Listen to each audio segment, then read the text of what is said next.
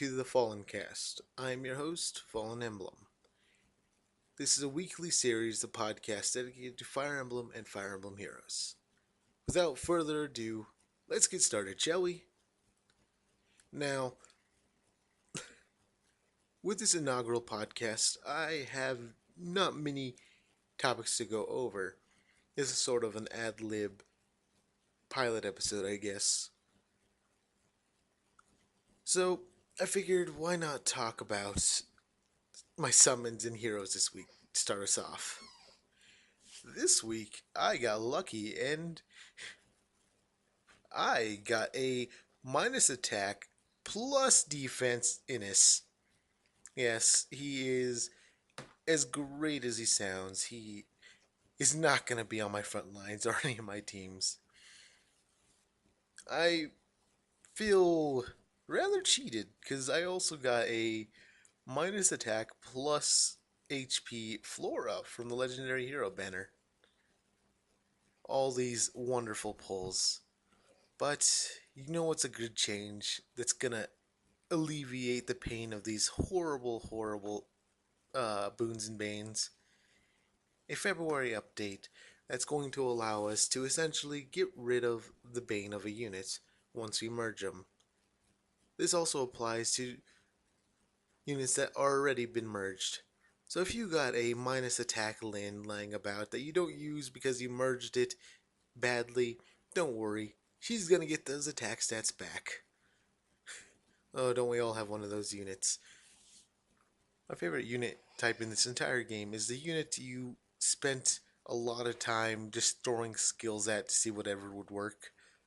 For me, that unit's Hector.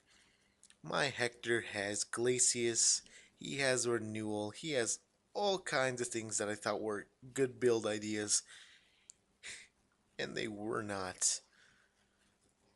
Oh, another one is Eliwood. I gave life and death to my Eliwood because I thought it'd make him better. Little did I know he was a minus speed, super baned Eliwood. Plus HP. Oh my lord. This Eliwood was bad. So I took, I want to say, 3 months to try and get a new one. And it ended up being a minus defense plus attack Eliwood. I subsequently merged those two together. And I'm quite happy with this update, even though my Eliwood, he's a bad unit. Like a lot of units in my barracks, they're just bad. But I'm at least happy they'll be somewhat better with merges now. How about you, summoners? What do you have a bad unit in your barracks that you still use? I I feel really bad for people who got rid of a unit because it had bad merges or bad IVs. And then this update's coming along and would have fixed that. It makes me miss my Merrick. My Merrick was minus attack, but he was a +3 Merrick.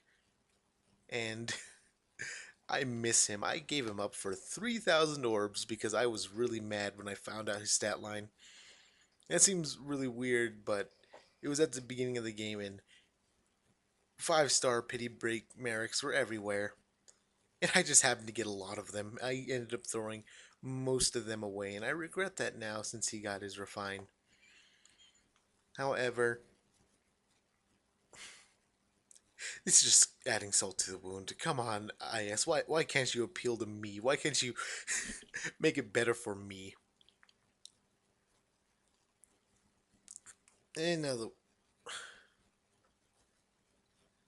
God, heroes annoys me sometimes. You ever go through and try and do a legendary map and, or I guess an abyssal map, and you forget to watch out for one unit, and that unit just wrecks your day? That just happened to me. I'm currently trying to go through the abyssal mode for Azura, and my goodness, is her gray wave skill just cancer, man. Never have I found a unit that makes me as aggravated as she does, but am I happy I pulled her? I pulled her on a YOLO summon when I was clearing challenge chain challenges, either one, and I was so happy. Naturally, it was a minus speed plus HP, really pushing the boundaries of what bad IVs could be. But I guess she is a dancer, and her Grey Wave skill is absolutely disgusting. Summoners, if you get a legendary Marth, and Azura, put those two on a team, and it is probably the disgusting thing you've got there. That or Levitane. Levitane with her Blade Tome sword, actually, and just have her roll around with Azura. Not only will she get +6 on every single stat with the attack tactics, she will be able to move as far as a cavalry. And this is the best part. You can just move right through force as well. It's disgusting. I am thoroughly just disgusted by it, but it is fun to use. So I guess it gets a buy. I must apologize for the unfocused nature of this podcast up until this point. It's a little awkward, this being the very first episode. So I figured I might as well just talk about whatever for about a good 20-25 minutes just to fill the time. I do hope I get better at this because I do plan to make this weekly. The uploaded schedule would hopefully be recording on Sunday, uploading either Monday or Tuesday or Sunday night. If I can push for Sunday night, because I gotta edit this into a video, then you'll be getting this the 31st or 30th. Goodness if I know. That being said, thanks to you who came from the Fire Emblem Amino, and oh my goodness, I am sorry about my really bad fan fictions on there. I gotta delete those. I am not a good writer, so I figured I might as well try my hand at this. Prior to doing this, I was playing around with the editing software. I think the software is called. Actually, I don't know what it's called. Anyway, I made a video. It was basically taking a comedy sketch and putting Fire Emblem Echoes characters over it. This is a format, the Fire Emblem stand up. It is not a very good format looking back on it. It is just awful. And I wanted to make my own. So I did. That video has since been deleted. It wasn't very good, but it was a good time for me to play around, test what I could do with that video editing software. And I guess that's how this podcast was birthed, because I can edit a video, put it onto YouTube, and it will just be audio, but I guess I'll probably put a JPEG of, I don't know, maybe Eldigan on there. For those of you coming in, you probably heard Eldigan the Lionhearts, that theme, at the start of the podcast. Eldigan is my favorite unit in Heroes, as well as one of my favorite characters in the entire series as a whole. I think it was when my first playthrough of Genealogy of the Holy War, I saw Eldigan. I was ecstatic. I thought he looked so cool. I wasn't really sure about the tropes in Fire Emblem at that point. I had just played 7 and Awakening. And 7 has the tropes, though if it's your first game, you don't really recognize them as tropes. You sort of see you have a red and green knight. If you hadn't played more than just one, you don't really notice it. I kind of noticed the red and green knight archetype in Awakening because of Stall and Sully, but they didn't have the Pegasus sisters, so I didn't really know that the Pegasus sisters were a archetype in Fire Emblem up until I played like the older games and found out about it. And then 4 doesn't really have it either because you don't have Pegasus sisters and you really don't have a triangle attack that you can use. But that's off topic. I liked Eldigan because he had a really cool sort of design and he came in and just kicked all kinds of ass. Just oh. Anyway, it left an impact on me when he died. Spoilers, by the way. I probably should have mentioned that before saying that. My goodness, I am so sorry. Um. Anyway, well, since his head got cut off and whatever, that's what I assume happened. Anyway, it really was like the first death of that game to really affect me. And of course, there's the barbecue scene and all that. There's Quan's desert scene. All those did not hit me as hard as Eldigan's death because Eldigan was like most of the people in for trying to do what's right. If you take Lakesh's and talk with him, and then he just gets executed for it, for treason, I think. That really upset me, and it made my playthrough of Genealogy of the Holy War really, really kind of a downer. That being said, Genealogy is a downer game, and I get a lot of people like the old serious Fire Emblem, but my main issue with the old ones is they make me feel really bad. So I guess that's why I always like playing Fates and Awakening. Speaking of Fates and Awakening, yeah, they have really dumb stories, don't they? I suppose if you mention them, you gotta say, "Hey, this this story is really stupid, isn't it?" But that being said, I think Fates especially is probably one of the cutest games I've played, in that little things you can do are just adorable.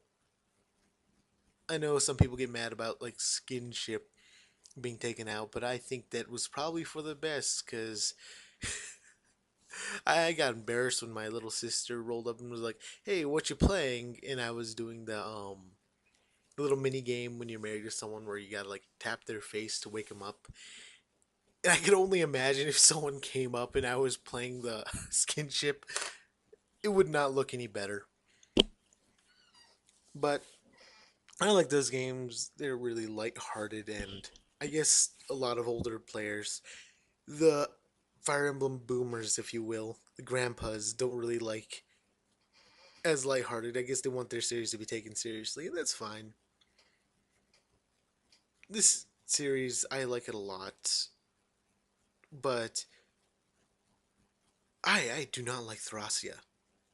Thracia 776.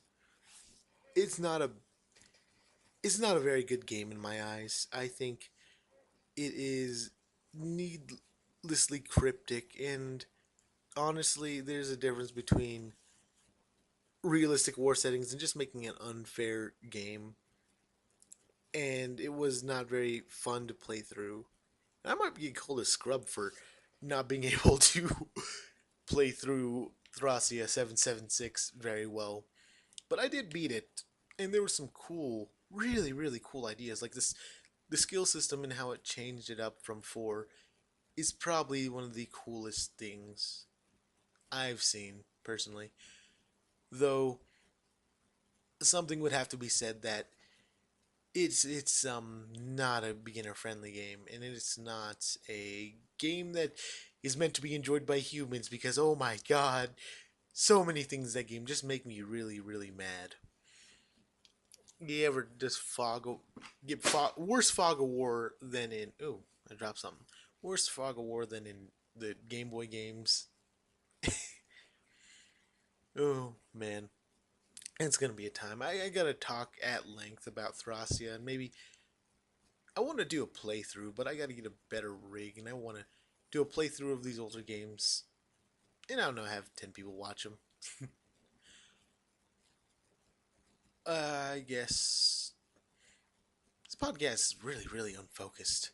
I'll do better. Like, going into this podcast, I have a list of like 7 or 8 topics to talk about, and at the end, it's just, oh god, if you panic, just think of something. And on that list, I guess, I have no idea how to continue this list. Like, it's a really hard thing, I guess, just going into a podcast thinking, oh yeah, I'll go do this, and realizing, oh, there's so much to do. I guess I gotta really respect people who can do this on a weekly basis. And the other thing is, I'm doing a solo podcast. I am not prepared for this, but I am wanting to do this. So let's talk about, I don't know, Fire Emblem 7, I guess. Fire Emblem 7 was the first game in the series that I beat completely, but it's not the first game I played. The first game in the series that I played was Fire Emblem Awakening. I didn't beat it. I my 3DS broke like the following month that I got the game, and by the time I'd got the game, I had Pokemon I was playing, so I was kind of more into that. And well, once I got Fire Emblem Fate, or not Fates Awakening, that's when my 3DS just broke, and I was like, ah, oh, darn. And it wasn't for like another 6 or 7 months did I get it fixed, or I forget if I got it fixed or I got a new one. Anyway, it doesn't matter now. I got a different DS entirely, but I went on my phone and I emulated, or I mean, I got on my Game Boy and I played a copy of 7 Wink Wink. Um, and it was so much fun. The Lin chapters, I'll admit, are really, really handholdy and boring. But the one thing I think they do great is for a person who kind of went in the first time, and that's what they're supposed to be tutorials, it probably was the best tutorial I've had for the game. Granted, I think Fates and Awakening do tutorials a little better by letting you kind of skip them and having them be on a little screen on the second screen. But it was just a fun game going through it, um, meeting the characters. Eliwood is probably my favorite lord in the whole series, but I kind of go back and forth between him and Sigurd because my god, is Sigurd cool. Even if, he's about as good as a flame broiled duck, I guess. I don't know. What do you cook on barbecues? I guess ribs. He's some prime rib. But Eliwood, a lot of people rag on him for being basic. I guess he is a little basic, but he is a good character, I feel. I know Gas Station did a whole support science on Eliwood. So really check that out if you haven't. It's a really, really good pod podcast. It's a fucking amazing uh, video. Pardon my language. I'm going to try not to curse as much as I can on this thing. I want this to be at least somewhat family friendly. It's not gonna happen. I'm gonna slip up. I'm gonna start saying some crap. Um, I think Hector and Lynn, they're fine characters. I don't like them as much, and it makes me feel a little bad that Eliwood just has the his base character and then just one alt in heroes. And I use both of them. You better believe I use both of them. Um, and then Lynn, Lynn Emblem is a thing, and then everyone gets mad about Lynn being in the game. I really like Lynn, even if I don't like her as much as Ellie would. She's my summoner support in Heroes, actually. Got the Soul Caddy, Refine, and Special Spiral. So it is probably as premium. Oh god, that audio spike. I am so sorry. It's probably as premium as a build I could give her. Then Hector was my just guinea pig. I feel bad for him. Then Legendary Hector came out. Then or not legendary. Yeah, I guess legendary, but Brave Hector. And then Brave Ephraim came out, and then I'm like, well, dang, there's no reason to use regular Hector because I got units that are so much better now. No offense to anyone who likes Hector. Hector's a fine unit, but it's just a little funny. Winterless is another unit I kind of use. They kind of crept base Hector out, and so I don't use him much anymore. Ow! Oh my god, I punched my desk. Oh my lord, I am sorry for those audio spikes. Uh, but the trio from Seven are amongst my favorite characters. Of course, there's others like Darts. There's is there fans of Guy? Other people who are like, God, I wish Guy was in Heroes. Where's my Guy representation? Who here repping Guy? Hmm. There's of course the Cavaliers. You got Sane, Kent, Lowen. Lowen's amazing. Isildora, Marcus. You got a whole, just a bunch of Cavaliers. or paladins. And my favorite thing in 7 is rolling around with like 5 or 6 paladins, I guess if you include Elliewood in there, and just clearing maps with them moving along. It's probably one of my favorite games to do that in. In 6 and 7. Did I mention 6 as 7 earlier? Anyway, in 6 you could do the same thing with like Marcus, Zealot, Track, all those fine units. Though I don't like 6 as much, only because it gives you so many bad units, and then you gotta like parade them around and get them to the end. Just like for Sophia, you gotta parade her to the end and make sure she doesn't die, just so you can get a guiding ring. And there are people out there who actually say Sophia is a good unit. Like my goodness. I'm back on track to 7. The story of Elliewood's journey to save his dad was really, really it hit me personally. I like Elliewood, do some personal things as well. His whole story, I think, is probably my favorite in the series. Roy's pretty good, even though he's a bland lord. Seliph is also a good lord. Then you got Crom. People don't like Crom much, and well, I guess not that people hate Crom. I guess it's more the grandpa boomers who don't like Crom. Can we get Boomer Emblem? Can we just get like the 30-year-old Boomer meme, but like have them holding genealogy and saying, "4, now that was a game," or "Kaga, now that was a director." I like the old Fire Emblem games, but my god, do the people who also like them really, really let you know that they like them and how worse the series got over time. I guess it's a 30-year-old boomer next to the awakening zoomer, or I guess awakening millennial.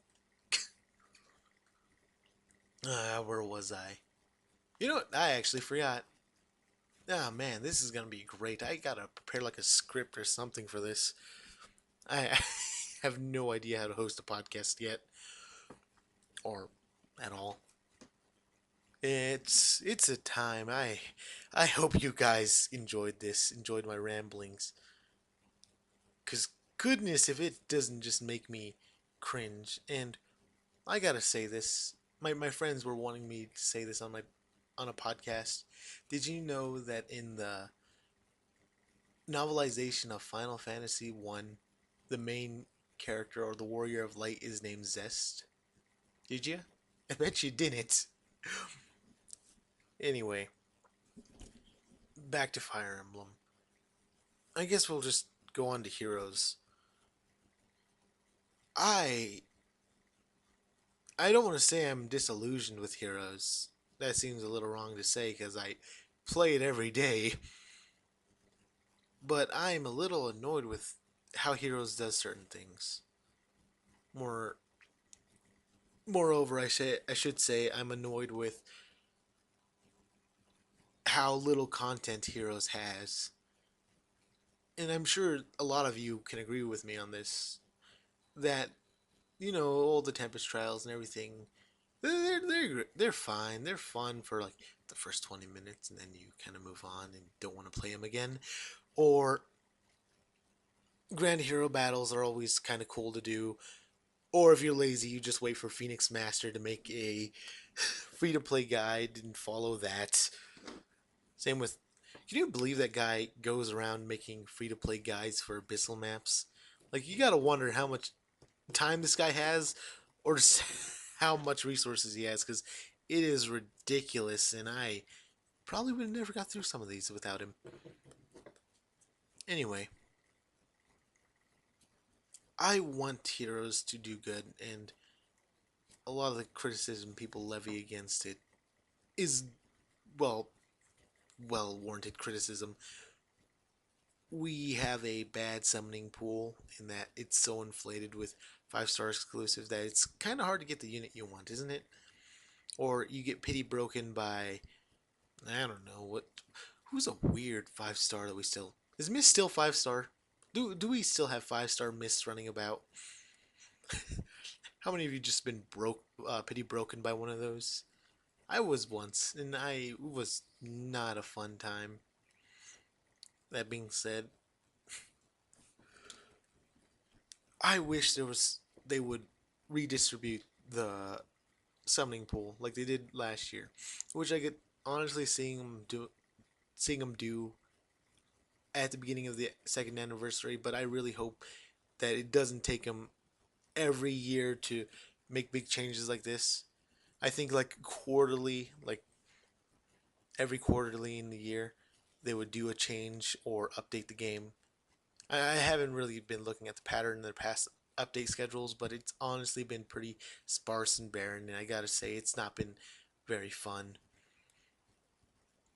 Because, like, the last major update we got was Aether Raids, and Aether Raids now has just become hey, you get your legendary hero, or not even legendary, you get your mythic hero, you whale them, you get to tier 21, congratulations, give us money.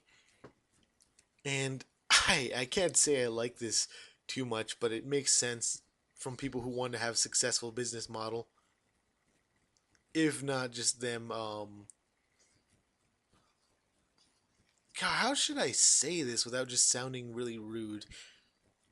It's just them wanting as much money as they can get, and that's fine.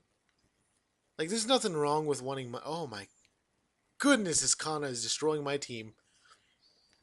I don't. You know what? That Kana wrecked my team. Whoever it was, I just fought. This is a Japanese name, so I don't imagine they're gonna listen. They just destroyed my team. It was one Kana against my entire team. That was a lost battle. I feel horrible about that. Ah, goodness, I'm like a cat with a red laser pointer. I'm just all over the place. Anyway, we're approaching about the half-hour mark. And, oh yeah, I remember. Aether Raids, pay to win. Really bad. Boo. Um, we're about at the half-hour mark, and this is a good time to call it for the first episode. It's a pilot episode, and I hope you enjoy it. If at the very least, I hope you come around for the second one. And I am truly trying to make this a good series to do weekly, have it be a weekly podcast. And it's a little tough doing a solo podcast discussion because it is just me sort of talking to a wall, a really, really weird teal colored wall. And with that being said, I am the Fallen Emblem. This has been the first episode of the Fallen Cast. Thank you for joining me. Have a good day. And for you summoners, 5 stars be upon you. Good summon rates. It's not going to happen. I feel so stupid for saying that. Bye.